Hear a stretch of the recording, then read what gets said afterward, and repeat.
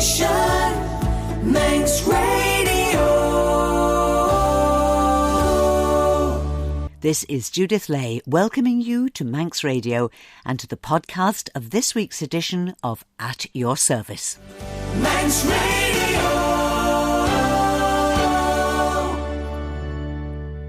Last Thursday morning, in the splendour of medieval York Minster and in the presence of over 1,000 people, the Venerable Tricia Hillis was consecrated and ordained as the next Bishop of Sodor and Man by the Archbishop of York, Stephen Cottrell, in a service that also saw the Reverend Canon Dr. Flora Winfield consecrated as Bishop of Selby and the Reverend Barry Hill also consecrated as Bishop of Whitby. It was a joyful, prayerful, thought-provoking and at times very moving ceremony, and it began with this hymn, "How shall I sing that majesty which angels do admire?"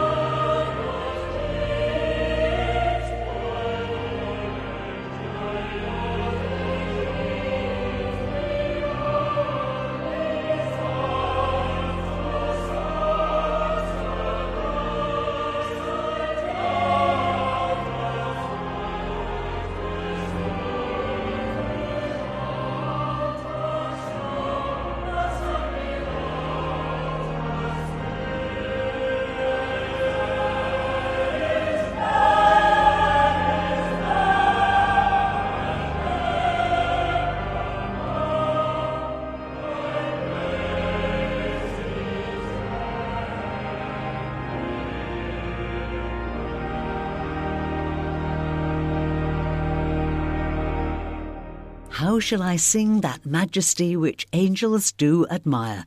The first hymn sung in the Minster on Thursday morning. The service was live-streamed on the York Minster YouTube channel, and the whole service is still available there for you to watch. And if you go to our own diocesan website, that's sodorandman.im, and Sodor and Man is all one word, sodorandman.im, you'll find a gallery of photographs from not only the service itself, but also the rehearsal, which will give you a really good idea of this very special occasion.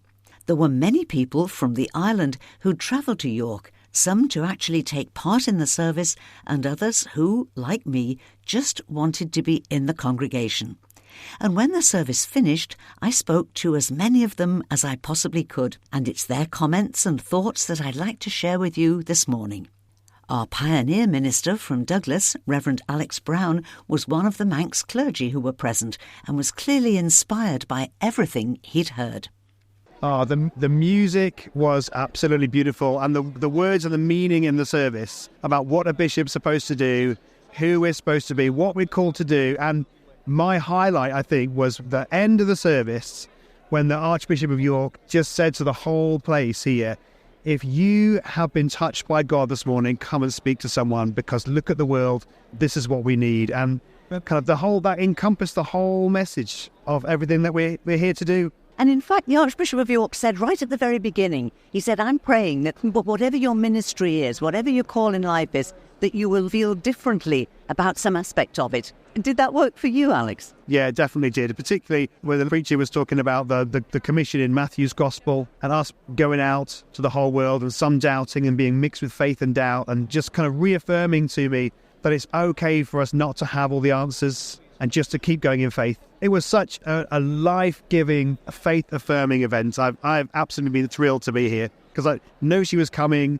I can't wait for her to get started, really. I think this should be said that you were part of the vacancy committee, the people who go through a very lengthy process of selecting a new bishop. Did you find that a responsibility at times, Alex? Oh, he was huge. And I think we had exceptionally good candidates. So we asked at the end of the process, do we normally have this many amazing people? And they said, no, it's just this many people feel called. And we were overwhelmed, really, by having such strong candidates. And the feeling amongst all of us as a group that this was the right person was so strong. Thank you, Reverend Alex Brown. Rosemary Clarke from the Cathedral in Peel had a particularly special responsibility in the service. Now, Rosemary Clarke, who is Warden of Readers, looks after the readers on the island and also very much a part of the ministry team at the Cathedral. And Rosemary, you gave us one of the Bible readings in the service. Well, I was astonished. I mean, there were going to be 3 new bishops, so that's 3 lots of people to choose from.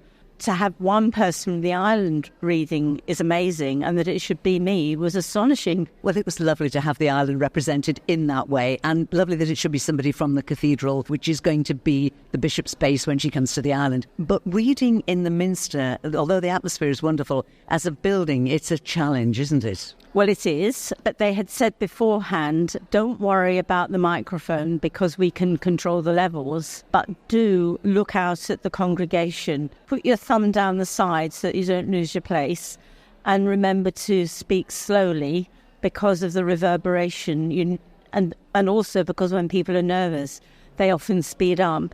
And I mean, I'm used to that advice because I do read at the cathedral, our cathedral in the island. But I hadn't realised how high up I would feel because the lectern was raised, not as much as the pulpit, but as I stood there at the beginning, people were finishing singing the hymn. So they were all standing, but I was looking down on them and it felt very peculiar. Now, I guess up until that point in the service, you're thinking very much about what you're doing. But after that, you can relax a little bit, can't you? Correct. I mean, I was afraid to sing to begin with because I could feel the potential of having a catch in my throat. I had no water. There was no water at the lectern. So I thought, well, I better mouth it rather than not do anything. But afterwards, I felt free to sing, which was great. And the music was very lovely, wasn't it? Oh, it was. I mean, I think it's difficult to imagine for many of us on the island what it's like to be in such a huge building with very high ceilings and just the scope of it and the fact that it was full. And I mean, you should have seen the number of clergy. I mean, the number of bishops. It was extraordinary. The procession went on and on. At the cathedral, we think we're bad enough, but my goodness. But it was great to see the support of the bishops for 3 new bishops. It's quite moving in a way, wasn't it? It certainly was, because, it's a big deal to become a bishop. Big responsibilities ahead. And to see all of these who have already gone there before you gather round and, in a way, all trying to put their hands to support you. But because you can't get so many hands on one person, the kind of idea of one hand on somebody's shoulder and that hand on somebody's shoulder and that hand on the new bishop. It was a lovely sense of belonging and welcoming. The island's Roman Catholic community were represented by Monsignor John Devine, senior Catholic priest on the island and parish priest of the co-cathedral of St Mary of the Isle here in Douglas. It was a wonderfully ecumenical event, wasn't it? It was, but we have the common Christian heritage, going back hundreds of years. I think the first building on the site was 600 AD or something. And to think the number of bishops who've been consecrated, through the generations, how the faith has passed on from one to the next, it's really quite moving. Although it was a very joyful celebration, there were parts of it that were so moving. When all the bishops moved forward and laid their hands on the 3 new bishops. The heart of these ceremonies is very simple. You're just simply commissioning somebody and the laying on of hands and asking the Holy Spirit to come down on them. And that's it, basically. The other thing about it was in the prayers that it's nothing to do with the individual. I'm sure Bishop Tricia would say it's not about me. It's actually about being an instrument and being used and putting yourself in the way of that. I don't think the Lord's ever asked me to do anything without giving me the means to do it. That's true of the small things in life, as well as the big things, that you wonder where you're going to find the words in a difficult situation or something. And if you try to be too clever and too contrived, it doesn't work.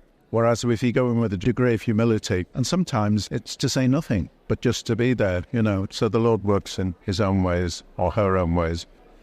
Rev'd Jo Dudley came to the island in 2011 as Vicar of Christ Church in Laxey, a position she held until her recent retirement. Jo was ordained priest in her home county of Essex in 2006, when the idea of ordaining a woman as a bishop wouldn't really have been given any serious consideration. No, it wouldn't. A bishop who is a woman would be something that was really unthought of. I always get very cross when people call me a woman priest. I'm a priest who happens to be a woman, and we now have a bishop who happens to be a woman, and we look forward to working together with her.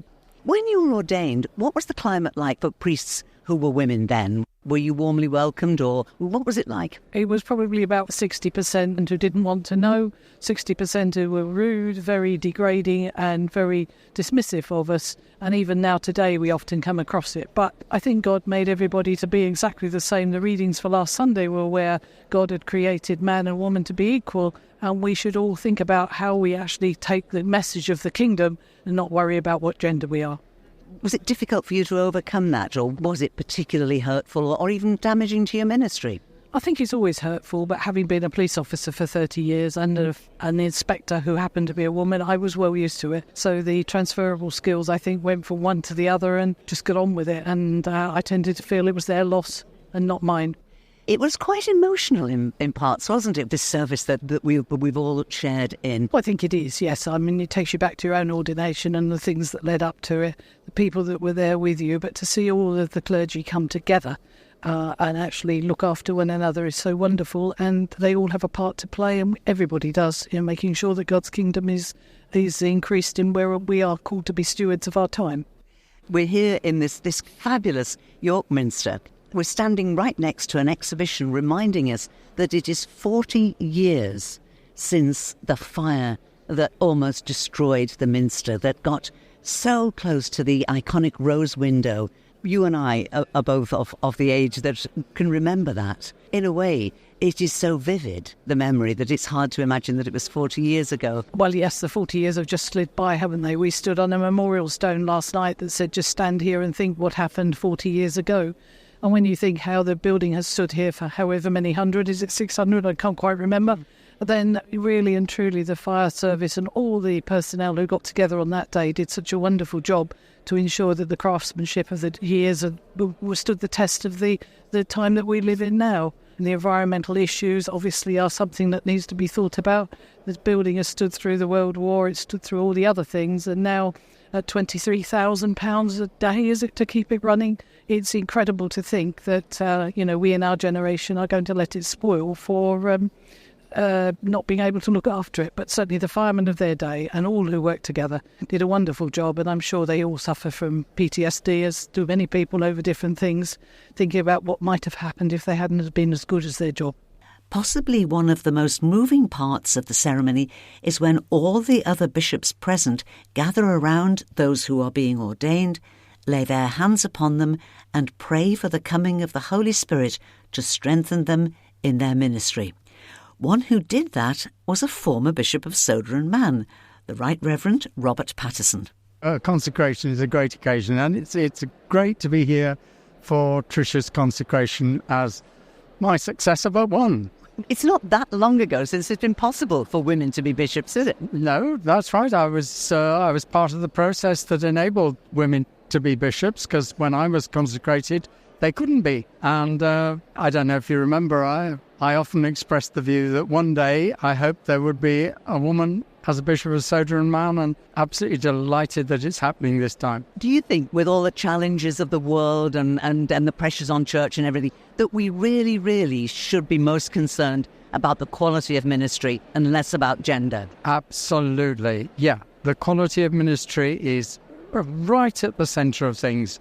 I think if you lower your standards, your academic standards, your spiritual standards, your moral standards, then the world looks at you and says, what's the point? But if your ministry sets a standard, then I think the church has somebody to lead and look towards. And I'm sure that will happen now in the future, as it has done in the past. I mean, you don't forget, you're almost the oldest diocese in the Church of England. I think possibly the Bishop of London might just get ahead of us, but we're a very old bishopric, you know.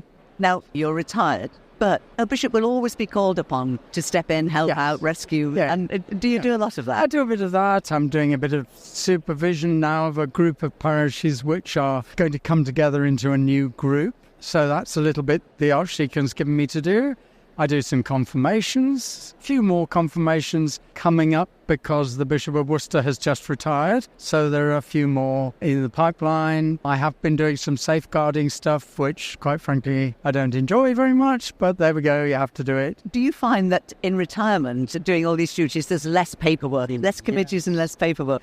And, it gives you more time to prepare what you have to say, at sermons and so forth. You have a chance to reflect for a bit longer before you open your mouth. So that's the real problem with being a bishop, that sometimes, you just don't have long enough for yourself. But one thing never changes. At the end of a service, you have to hang around forever because people want to chat to you. Absolutely. Isn't that super? That's the bit I like best, really. Judith, it's lovely to see you. My love to the Isle of Man. There's a lot of my heart still there. And from a previous Bishop of Sodor and Man to our present Archdeacon, the Venerable Irene Cowell. It was a wonderful morning. It was great to be here in York to celebrate with our new bishop, Bishop Tricia, and we're looking forward now to welcome her fully into the island and island life and to the diocese. She seems to be very relaxed and informal in her style. Yes, I think from my time spent with her and talking with her, she seems very open and very warm, and I think really looking forward to getting to know people, and I think will make an impact, I think, wherever she goes. For those of us who've been Christians for many years, I think there are moments when we reflect and think again and have questions, and I think for those who look to the clergy and think we know all the answers, I'm sorry, but we don't. And we too are on that journey together and learning new things all the time. And God is with us in all of those things. Were you pleased to see quite how many people from the island were there in the Minster today? Oh yes, I think it's important that we were here to celebrate with her and to witness this momentous day in the life of our diocese. Clerk of Tynwald, Jonathan King, who is also a keen musician, was sitting with Paul Craine, a member of the Legislative Council and also a prominent member of the island's Methodist Church. and next to him was the President of Tynwald, Laurence Skelly. I began by asking Jonathan King if he'd enjoyed the variety of music in the service. I did indeed, Judith. It was about 1,200 people, I would guess, all singing together, accompanied by the organ, and also separately at one stage by a little music group with piano, guitar and violin. All the audio visuals worked. We could hear everything, we could see everything. It was a tremendous spectacle. There are some thoughts from Methodist Paul Craine. It's been amazing for me as a humble Methodist to attend an event like this on this scale. But of course in Methodism we've had women ministers for most of my adulthood anyway, so yes, it doesn't feel strange. Indeed, it's hugely welcome that we've got a woman bishop for the first time. What a landmark. It's been remarkable to sit here and see the component parts of what the new bishops here, 3 new bishops, are signing up to, if you like, in terms of their commitment. And as a Methodist, to see the commitment to justice and to the poor and these sort of areas, yes, I found that most powerful. And finally, we hear from Laurence Skelly, President of Tynwald.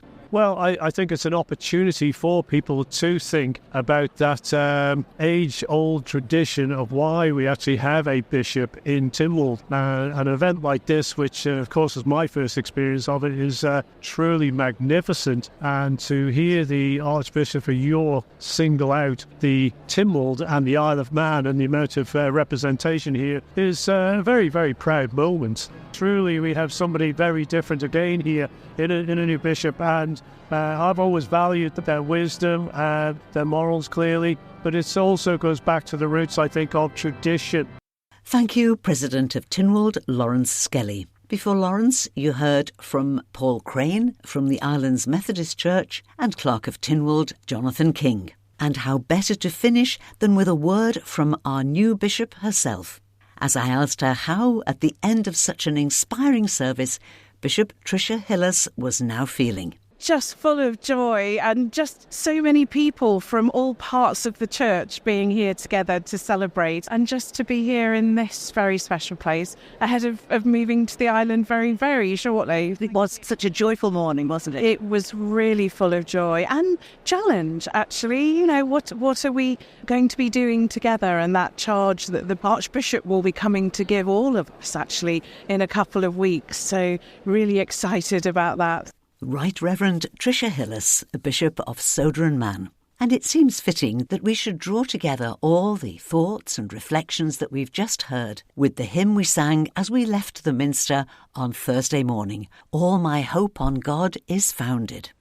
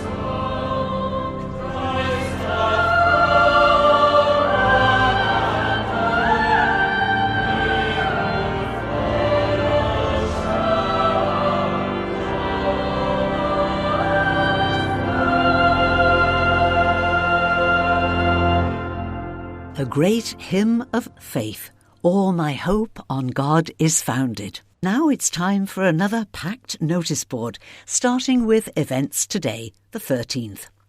200 years of Methodism in St John's is being celebrated today in St John's Methodist Church and Church Hall. St John's Methodist Church will be open today from 1:30 until 5 o'clock, with displays of chapel memorabilia and Harvest Festival decorations, and there'll be refreshments too. And this afternoon at 2 o'clock, historian Yvonne Creswell will give a seated illustrated talk lasting an hour, and this will be in St John's Methodist Church Hall.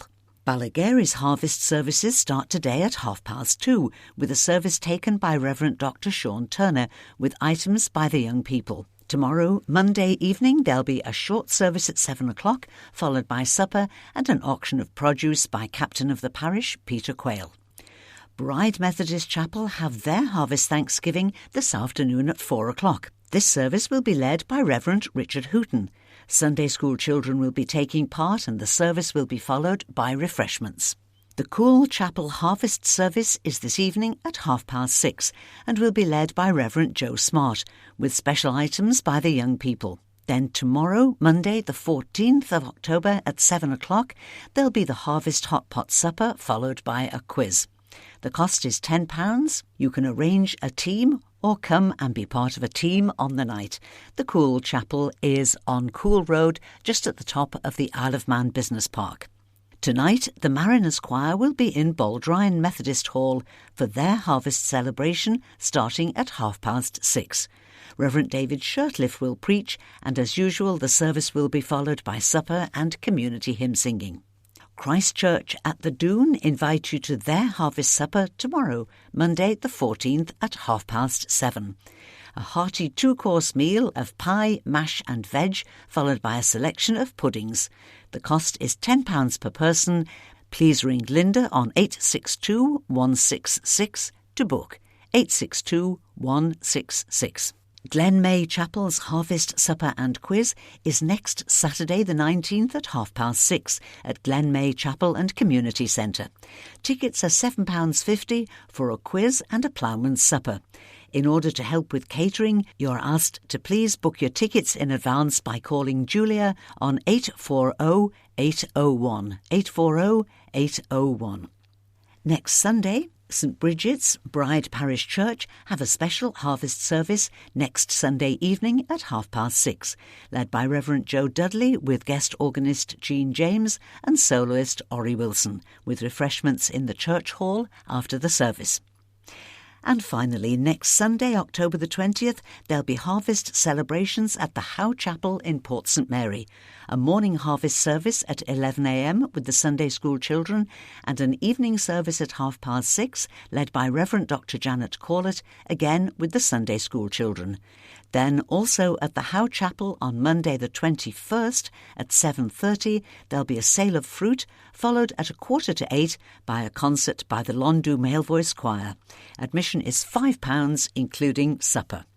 And that's all that we have time for now, but I'll be back later with Sundown, a warm welcome to our virtual lounge tonight from 9 o'clock onwards. Very real, easy listening music and your requests and dedications, and I'd love you to join me if you can. And so, until whenever we meet again, this is Judith saying thank you for listening, and I wish you and those you love a blessed and peaceful week and a very good morning.